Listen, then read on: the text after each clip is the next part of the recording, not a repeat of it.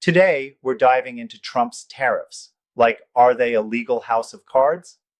There's been a lot of buzz over states suing the federal government over this Liberation Day tariff program. Yep, right. It's all about the legal tightrope the tariffs are walking. What's your take on the constitutional angle here? Well, you see, Trump's tariffs, they leverage the International Emergency Economic Powers Act, IEPA, to impose tariffs unilaterally rather than through a reciprocal agreement with other nations. Mm-hmm. Exactly, and that's a significant departure from the traditional method where tariff powers were exchanged back in the day. So essentially, the president's using a statute not really meant for just pricing in tariffs? Yeah, it's like trying to use a screwdriver when you really need a hammer. There's a sideways argument going on. The IEPA isn't expressly designed to set tariffs. It's historically been used for sanctions and emergency measures, right? Yeah, and then we've got these lawsuits, with 13 states taking a stand. They argue that this unilateral approach breaches not only the proper delegation of authority, but also the constitutional separation of powers. Correct. The states are saying, hey, you can't just stack tariffs without Congress giving a clear mandate, invoking the non delegation doctrine. Basically, if Congress delegated Article 1 powers, it should contain an intelligible principle for the president to follow, something this tariff program starkly lacks. I get that, but what about the counter-argument?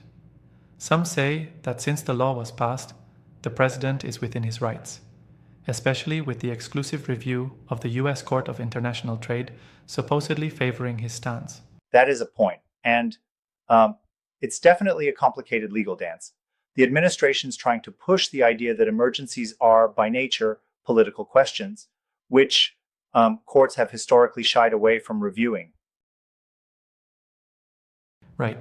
So, it's almost like a high-stakes legal poker game, balancing constitutional boundaries with the executive's emergency powers. And there's a curious twist. The tariffs might enable a kind of indirect support for cryptocurrencies. How does that link fit in? Yeah, that's another interesting fallout. Tariffs by nature apply to tangible goods, not like digital assets. So crypto, being borderless and intangible, pretty much sidesteps these traditional trade barriers. So the idea is, if Trump's arbitrary tariff regime goes unchecked or even intensifies, businesses might lean even harder towards crypto as a medium of international trade, seeing it as a way to bypass these barriers? Exactly. It might really accelerate crypto adoption globally. It's almost symbolic. If tariffs cripple traditional trade methods, the digital world could become the alternative frontier. Did you catch the bit where crypto saw a 14% bump after these tariffs were announced? Yeah, that's pretty telling. But here's something I wonder about. Can the courts really be expected to rule against such a broad exercise of power, given the current conservative leanings of the federal circuit?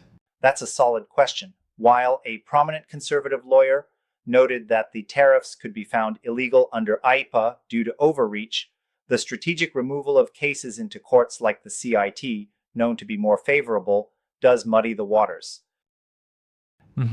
It almost seems like these legal skirmishes are as much about political theater as they are about constitutional law.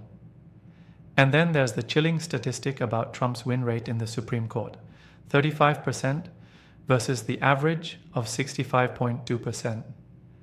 That kind of track record must add tension to the whole ordeal. Absolutely. It's like, playing a rigged game sometimes. Each lawsuit is challenging a long-standing interpretation of executive power.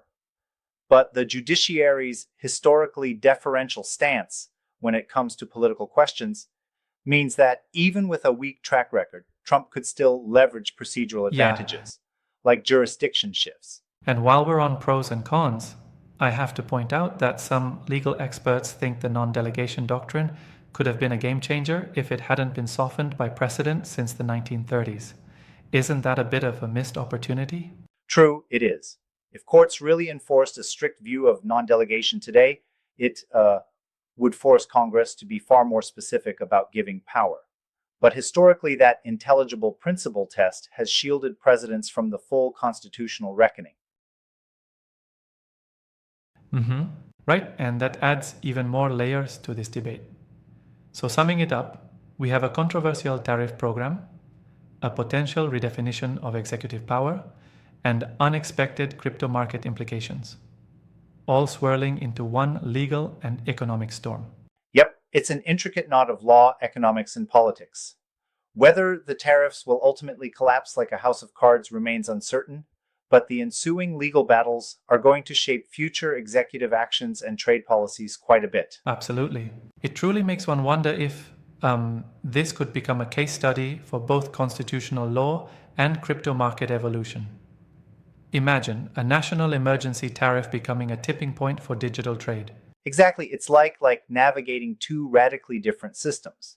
The centuries-old legal structure versus the fast-evolving, borderless crypto world. The outcome could very well redefine international trade dynamics. Well, this is certainly a fascinating intersection of law and technology. It seems the developments in the coming months will keep legal experts and crypto enthusiasts on the edge of their seats.